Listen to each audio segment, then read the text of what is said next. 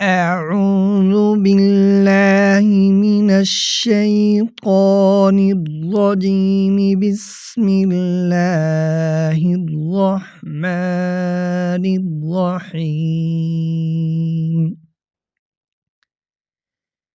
وإذ قال إبراهيم رب أرني كيف تحيي الموتى قال أولم تؤمن قال بلى ولكن ليطمئن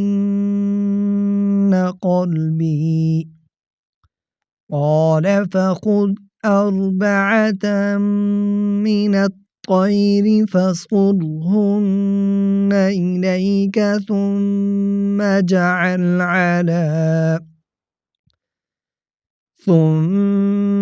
اجعل على كل جبل منهن جزءا ثم ادعهن يأتينك سعيا واعلم أن الله عزيز حكيم. مثل الذين ينفقون أموالهم في سبيل الله كمثل حبة أنبتت سبع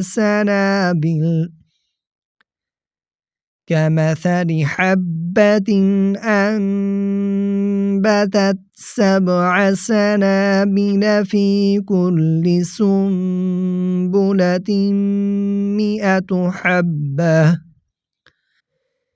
والله يضاعف لمن يشاء والله واسع عليم.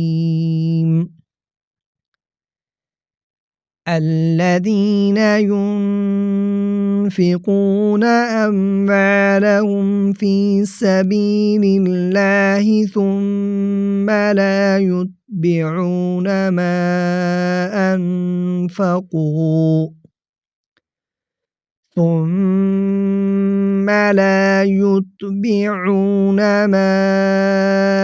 أنفقوا منا ولا أذى لهم أجرهم عند ربهم ولا خوف عليهم ولا هم يحزنون. قول معروف ومغفرة خير من صدقة يتبعها أذى والله غني حليم. يا أيها الذين آمنوا لا تبطلوا صدقاتكم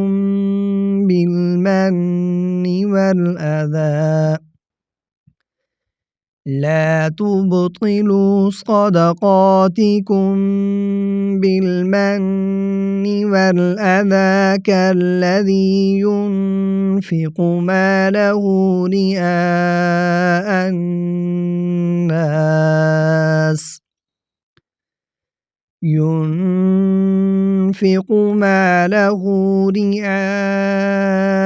الناس ولا يؤمن بالله واليوم الآخر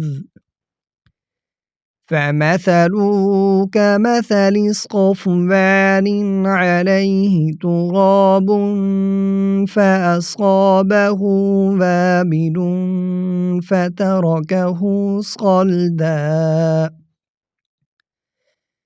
لا يقدرون على شيء مما كسبوا والله لا يهدي القوم الكافرين. صدق الله العظيم.